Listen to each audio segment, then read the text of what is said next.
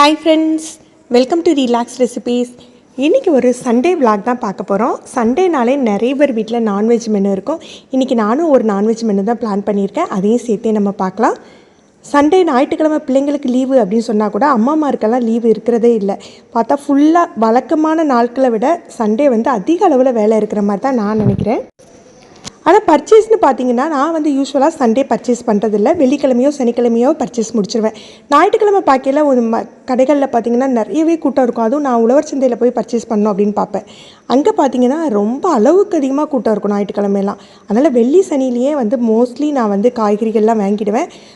அந்த வாரத்துக்கான ஒரு ஃபுட் பிளான் ஏதாவது நம்ம பண்ணுவோம் இல்லையா, நிறைய பேர் வீட்டில் ப்ரீ பிளான்லாம் பண்ணி வைப்பீங்க. நான் மோஸ்ட்லி நிறைய பண்ணுறதில்ல, கொஞ்சம் கொஞ்சம் பண்ணி வைப்பேன்.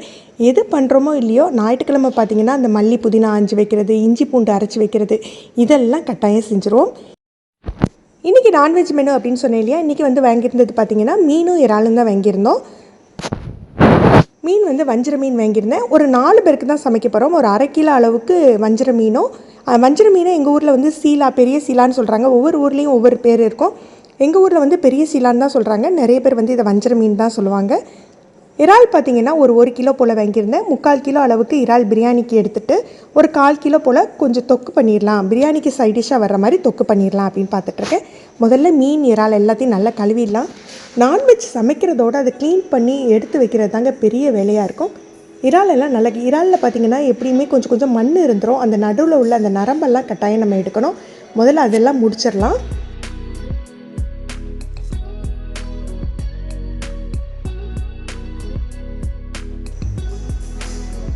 இன்றைக்கி வஞ்சரம் ஃப்ரை பண்ணணும் அப்படின்னு சொன்னேன் இல்லையா, முதல்ல வஞ்சர மீன் ஃப்ரை பண்ணுறதுக்கான மசாலாலாம் தடவி அதை ஊற வச்சிடலாம் அப்படின்னு பார்த்தேன். 2 டீஸ்பூன்லேருந்து 3 டீஸ்பூன் அளவுக்கு மிளகாய்த்தூள், நான் காஷ்மீரி சில்லி பவுடர் யூஸ் பண்ணுறேன், அதனால் 3 டீஸ்பூன் சேர்த்துருக்கேன். 2 டீஸ்பூன் மல்லித்தூள் சேர்த்துக்கலாம். இதோட தேவையான அளவுக்கு உப்பு. யூஸ்வலாக இதில் இன்னும் ஒரு சில மசாலாக்கள் நான் சேர்ப்பேன், அதை இன்றைக்கி சேர்க்கலை. என்னோடய ஃப்ரெண்டு ஒரு ரெசிபி சொன்னாங்க. அதில் என்ன பண்ணியிருந்தாங்கன்னா 2 டீஸ்பூன் அளவுக்கு ரவை சேர்த்து பண்ணியிருந்தாங்க. ரவை சேர்த்தா நல்லா இன்னும் மொறுமொறுப்பாக இருக்கும் மீன் அப்படின்னு சொன்னாங்க. இன்றைக்கி அந்த மெத்தடில் தான் செஞ்சு பார்க்க போகிறேன். இதில் ஒரு 1/2 மூடி எலுமிச்சம்பழம் பிழிஞ்சிக்கலாம். இதை டேரெக்டாக தண்ணி விட்டு மிக்ஸ் பண்ணாமல் ஒரு 2 டேபிள் ஸ்பூன் எண்ணெய் விட்டுட்டு மீதிக்கு நம்ம தண்ணி சேர்த்து நல்லா கலந்துக்கலாம். இப்படி எண்ணெய் சேர்த்து மிக்ஸ் பண்ணுறதுனால நல்ல மசாலா மீனில் நல்லா ஒட்டி வரும். இன்றைக்கி நான் மாவு ஐட்டங்கள் எதுவுமே கார்ன்ஃப்ளவரா மைதா இந்த மாதிரி எதுவுமே சேர்க்கலை.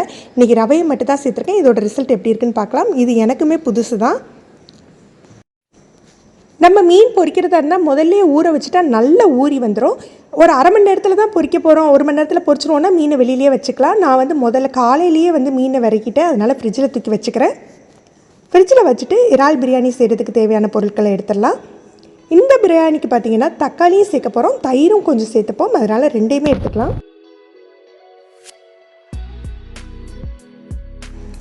நான் இன்றைக்கி 1/2 கிலோ அளவுக்கு தான் அரிசி எடுக்க போகிறேன். அதுக்கு 3/4 கிலோ அளவுக்கு இறாலே போதுமானதாக இருக்கும். 3/4 கிலோ இறால் சேர்க்கல நல்ல ஒரு டேஸ்ட்டு கிடைக்கும். மீதியை நம்ம ஒரு தொக்கு மாதிரி பண்ணிக்கலாம். அது பிரியாணிக்கு தொட்டுக்கிற மாதிரி ஒரு தொக்கு பண்ணிக்கலாம். பிரியாணிக்கு இறாலில் 1 டீஸ்பூன் அளவுக்கு மிளகாய்த்தூள், நான் காஷ்மீரி சில்லி பவுடர் தான் யூஸ் பண்ணுறேன். 1 டீஸ்பூன் மிளகாய்த்தூள், ஒரு 1/2 டீஸ்பூன் உப்பு, ஒரு 1/2 டீஸ்பூன் பட்டை கிராம்பு ஏலக்காய் தூள், அதாவது பிரியாணி மசாலா சேர்த்துக்கிறேன். பிரியாணி மசாலா 1/2 டீஸ்பூன் தான் சேர்த்துக்கணும். இதில் இஞ்சி பூண்டு பேஸ்ட்டு சேர்க்க வேண்டாம். இது ஒரு 3/4 மணி நேரம் ஊறினா போதும். இது ஊறட்டும். அதே சமயத்துலேயே நம்ம அரிசியும் ஊற வச்சிடலாம். அரிசி பார்த்திங்கன்னா நான் நார்மலாகவே பிரியாணிக்கு இந்தியா கேட் கிளாசிக் யூஸ் பண்ணுவேன். இது 1 மணி நேரம் ஊறினா கூட நல்லா உங்களுக்கு நீட்டமாக நல்ல விரிஞ்சு கிடைக்கும். கீ ரைஸ் இந்த மாதிரி யூஸ் பண்ணுறதுக்கெலாம் ஜீரக சம்பா யூஸ் பண்ணிக்குவேன். ட்ரெடிஷ்னல் ஸ்டைலுக்குமே ஜீரக சம்பா ரொம்ப நல்லாயிருக்கும். இந்த கப்பில் தான் நான் அளந்து எடுத்துக்கிறது வழக்கம். இதில் ஒரு 2.5 கப் எடுத்துக்கிட்டால் எனக்கு 1/2 கிலோ அளவுக்கு கரெக்டாக இருக்கும். இதை கழுவிட்டு இது ஒரு 1 மணி நேரம் ஊறட்டும்.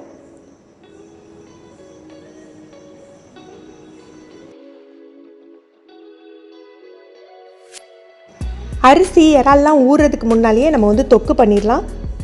இது ஒரு பேசிக் தொக்கு தாங்க, ஆனால் பிரியாணிக்கு தகுந்தாப்பில் ஒரு ஃப்ளேவர்ஃபுல்லாக செய்ய போகிறோம். ஒரு 2 டீஸ்பூன் எண்ணெயில் ஒரு 5-6 பல் பூண்டை பொடியாக கட் பண்ணி சேர்த்துருக்கேன்.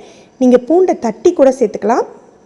பூண்டு எண்ணெயில் பொரிஞ்சு வந்தாக்கில் ஒரு வெங்காயம், பெரிய வெங்காயமாக எடுத்து சின்ன சின்னதாக கட் பண்ணி வச்சுருக்கேன், அதையும் சேர்த்துக்கலாம். வெங்காயம் வதங்கி வந்தாக்கில் சின்ன தக்காளி 2 இதை சேர்த்துக்கலாம்.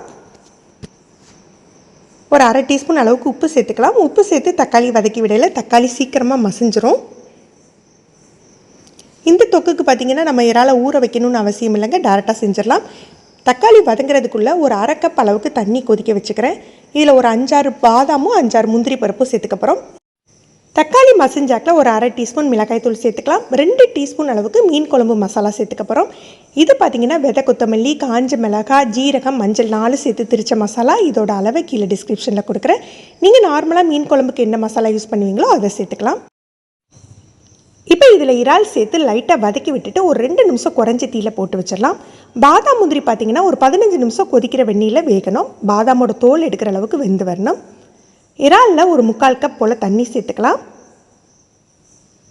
தண்ணிக்கு பதிலாக நம்ம தேங்காய் பால், புளி தண்ணி கூட சேர்த்து வேக வைக்கலாம். தண்ணி சேர்த்துட்டு லைட்டாக மிக்ஸ் பண்ணி குறைஞ்ச தீயில் இன்னொரு 5 நிமிஷம் மூடி போட்டு வச்சிடலாம். இறால் நல்லா வெந்து வந்துட்டு எண்ணெயும் பிரிய ஆரம்பிச்சிட்டு கொஞ்சமாக பொடியாக கட் பண்ண மல்லி இலை தூவிட்டு இறால் தொக்கை இறக்கி வச்சிடலாம். பாதாமும் ஒரு 15 நிமிஷம் கொதிச்சுட்டு அதோட தோலை எடுத்துகிட்டு நம்ம முந்திரியோடு சேர்த்து நைஸாக அரைச்சி எடுத்துக்கலாம். தண்ணி சேர்த்து அரைச்சிக்கோங்க. இப்போ பிரியாணி தாளிச்சிடலாம். ஒரு 3 டேபிள் ஸ்பூன் அளவுக்கு எண்ணெய் சேர்த்துருக்கேன்.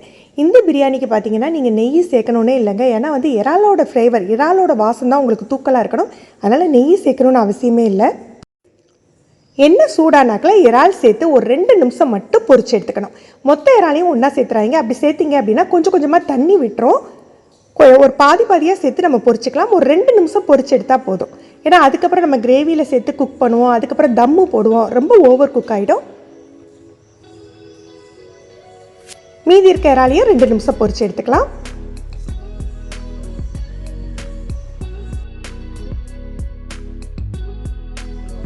அரிசி வேக வைக்கிறதுக்கு நம்ம தண்ணி சேர்த்துக்கலாம். இறால் எல்லாம் பொரிச்சாச்சு. அந்த எண்ணெயில் தான் நம்ம வந்து வெங்காயம், தக்காளி எல்லாம் வதக்கிக்கணும். 2 வெங்காயம், 2 பச்சை மிளகாய் சேர்த்துருக்கேன். எண்ணெய் பத்தாத மாதிரி இருந்ததுன்னா இன்னொரு டேபிள் ஸ்பூன் எண்ணெய் சேர்த்துக்கோங்க. நம்ம ஆல்ரெடி இறால் பொரிச்ச எண்ணெய் இல்லையா, அதனால் கொஞ்சம் அந்த இறாலில் உள்ள மசாலாலாம் எண்ணெயில் இருக்கும். அது நல்ல வாசமும் கொடுக்கும். அதே சமயம் அடி பிடிக்கிறதுக்கும் வாய்ப்பு இருக்குது. அதனால் குறைஞ்ச தீயில வச்சு வதக்கிக்கோங்க. அரிசி வேக வைக்கிறதுக்கு தண்ணியில் உப்பு சேர்த்துக்கலாம். நீங்கள் அந்த தண்ணியை டேஸ்ட் பண்ணி பார்த்தீங்கன்னா கொஞ்சம் உப்பு தூக்கலாக இருக்கும். அந்த மாதிரி சேர்த்துக்கோங்க. அப்புறம் தான் உங்களுக்கு பிரியாணி கரெக்டாக இருக்கும். ஒரு 2 டீஸ்பூன் எண்ணெய், 1 டீஸ்பூன் அளவுக்கு ஜாய் ஜீரா சேர்த்துக்கலாம். ஜாய் ஜீரா அப்படிங்கிறது வந்து நம்ம நார்மல் ஜீரா இல்லைங்க. அது கொஞ்சம் டிஃப்ரெண்ட்டாக இருக்கும். அது பிரியாணிக்கு ஒரு நல்ல ஒரு வாசம் கொடுக்கும். அதனால் அதை சேர்த்துக்கிறோம். வெங்காயம் நல்லா வதங்கிட்டு நம்ம தக்காளி சேர்த்துடலாம். நான் இன்றைக்கி தக்காளி, தயிர் 2மே சேர்க்க போகிறதுனால பெரிய சைஸ் தக்காளியாக ஒரு தக்காளி கட் பண்ணி சேர்த்துருக்கேன். ஒரு கைப்பிடி அளவு மல்லி, புதினா சேர்த்துக்கலாம். தக்காளியில் தேவையான அளவுக்கு உப்பு சேர்த்துட்டு நல்லா கலந்து விட்டுறணும். இதை குறைஞ்ச தீயில ஒரு 5 நிமிஷம் மூடி போட்டு வச்சிடலாம். தக்காளியில் உப்பு சேர்த்து 5 நிமிஷம் மூடி போட்டு வச்சுருந்தீங்கன்னா தக்காளி நல்லா மசிஞ்சு வந்துடும். தண்ணி கொதிச்சாக்கில் நம்ம ஊற வச்சுருக்க அரிசியை சேர்த்துக்கலாம். அரிசி ஒரு 6லேருந்து 7 நிமிஷம் வெந்தால் போதும். ஒரு 3/4 பதம் வெந்துடணும். தக்காளி மசிஞ்சாக்கில் ஒரு டீஸ்பூன் அளவுக்கு மிளகாய் தூள் காரத்துக்கு தகுந்தாப்பில் சேர்த்துக்கோங்க. 1/2 டீஸ்பூன் பட்டை, கிராம்பு, ஏலக்காய், பிரியாணி மசாலா சேர்த்துக்கலாம்.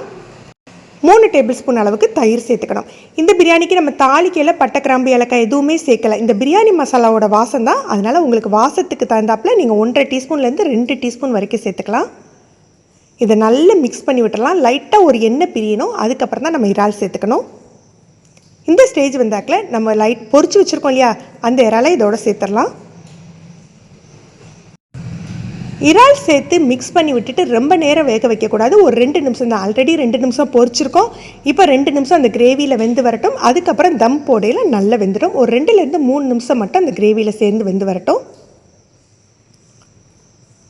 அரிசி பாருங்கள் 3/4 பதம் வெந்துட்டு இப்போ நம்ம இதை வடித்து எடுத்து வச்சுக்கலாம். இதே ஹைதராபாத் பிரியாணி மாதிரி செய்யணும் அப்படின்னா உங்களுக்கு வந்து 3/4 பதம் கூட வேகக்கூடாதுங்க. அதுக்கு முன்னாலேயே ஒரு 4 நிமிஷம் வேக வச்சு எடுத்துடணும். இதுக்கு ஒரு 3/4 பதம் வேகட்டும். ஒரு 6 நிமிஷம் வேக வச்சு எடுத்துருக்கேன். இப்போ இந்த இறால் கிரேவியில் நம்ம அரைச்சி வச்சுருக்கோம் இல்லையா பாதாம், முந்திரி விழுது, அதை சேர்த்துக்கலாம். இந்த விழுதை சேர்த்துட்டு கட்டாயம் ஒரு 1/2 கிளாஸ் தண்ணி சேர்த்துக்கணுங்க. ஏன்னா பாதாம், முந்திரி நீங்கள் சேர்த்திங்கன்னா அந்த கிரேவி ரொம்ப கட்டியாகிடும். தண்ணி ஒரு 1/2 கப்பில் இருந்து 3/4 கப் அளவுக்கு தண்ணி சேர்த்துக்கோங்க. ஒரு டீஸ்பூன் போல் லெமன் ஜூஸ். நம்ம தயிர் சேர்த்தாலும் தக்காளி சேர்த்தாலும் எலுமிச்சம்பழச்சாறு சேர்த்தா தான் உங்களுக்கு பிரியாணி வந்து டேஸ்ட்டாக இருக்கும். ஒரு 1/2 டீஸ்பூன் எலுமிச்சம்பழச்சாறு சேர்த்துட்டு நம்ம வடித்து வச்சுருக்கோம் இல்லையா பிரியாணி அரிசி, அதை சேர்த்து மிக்ஸ் பண்ணிக்கலாம். அரிசியை சேர்த்த பிறகு ரொம்ப போட்டு கிளறக்கூடாதுங்க. லைட்டாக தான் மிக்ஸ் கொடுக்கணும். ஏன்னா இதுக்கு வந்து நமக்கு வந்து சில நம்ம தம் பிரியாணிலாம் செய்யலை பார்த்தீங்கன்னா உங்களுக்கு வந்து நிறைய தண்ணி இருக்கும். நல்லா மிக்ஸ் பண்ணலாம். இந்த பிரியாணியில் வந்து கிரேவி உங்களுக்கு கட்டியாக இருக்கிறதுனால ரொம்ப போட்டு நம்ம கிளற முடியாது. லைட்டாக மிக்ஸ் பண்ணிவிட்டு நம்ம தம் போட்டுற போகிறோம். இதை ஒரு கனமான தோசைக்கல் மேலே தூக்கி வச்சுட்டு ஒரு டைட்டான மூடி போட்டு வெயிட் வச்சிடலாம். இது ஒரு 10 நிமிஷம் தம்மில் இருந்தால் போதும். அது தம் ஆகிட்டுருக்கையிலேயே நம்ம மீனை பொரிச்சு எடுத்துடலாம். நான் மீடியம் ஃப்ளேமில் வச்சுட்டு மீனை பொரிச்சுக்கிறேன். இது வந்து ரொம்ப மெல்லிசான ஒரு ஸ்லைஸ் தான், அதனால் டக்குன்னு பொரிஞ்சு வந்துட்டு. நான் இன்றைக்கி சாலட்டுக்கு பார்த்தீங்கன்னா இந்த பர்பிள் கலர் முட்டைக்கோஸ் இருக்கும் இல்லையா, அதை எடுத்துக்கிட்டேன். அதில் வெறும் உப்பு எலுமிச்சம்பழம் தான் தூக்கியிருக்கு. தூவிட்டு மற்ற வெஜிடபிள்ஸ் கட் பண்ணி வைக்கிறேன். அந்த நேரத்துலேயே உங்களுக்கு மீன் பொரிஞ்சு வந்துட்டு.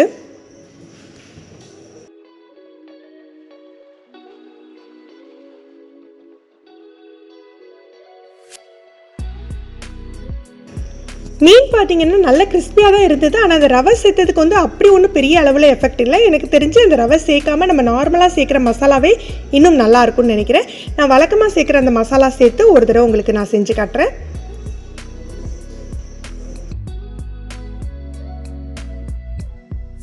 தம் முடிஞ்சிட்டு நம்ம பிரியாணி ஓப்பன் பண்ணி பார்க்கலாம். இறால் பிரியாணி பார்த்தீங்கன்னா உங்களுக்கு அந்த இறாலோட மனம் அந்த பிரியாணி ரைஸோடு சேர்ந்து வரையில் ரொம்பவே சூப்பராக இருக்கும். பாருங்கள் எந்த அளவுக்கு அரிசி உதிரி உதிரியாக இருக்குது. நல்லா வெந்துட்டுருக்கு. குலையும் செய்யாது, உடையும் செய்யாது. உங்களுக்கு ஒரு 10 நிமிஷம் தம் போட்டு வச்சுட்டு ஒரு 10 நிமிஷம் கழித்து ஓப்பன் பண்ணாலே உங்களுக்கு பர்ஃபெக்டாக இருக்கும். ஃப்ரெண்ட்ஸ், இன்றைக்கி பார்த்து இந்த ரெசிபீஸ்லாம் உங்களுக்கு பிடிச்சிருக்கும்னு நினைக்கிறேன். நீங்களும் ட்ரை பண்ணி பாருங்கள். எப்படி இருந்ததுன்னு கமெண்ட் பண்ணுங்கள். இந்த வீடியோ உங்களுக்கு பிடிச்சிருந்ததுன்னா மறக்காமல் லைக் பண்ணி ஷேர் பண்ணுங்கள். நீங்கள் ஃபஸ்ட் டைம் ரிலாக்ஸ் ரெசிபீஸ் பார்க்குறீங்கன்னா சப்ஸ்கிரைப் பண்ணிக்கோங்க. கீழே இருக்க பெல் பட்டனில் நீங்கள் ஆளுங்கிற ஆப்ஷனை செலக்ட் பண்ணி வச்சுக்கிட்டிங்கன்னா நம்ம சேனலில் வீடியோக்கள் போட்ட உடனே உங்களுக்கு நோட்டிஃபிகேஷன் கிடைக்கும். தேங்க்யூ.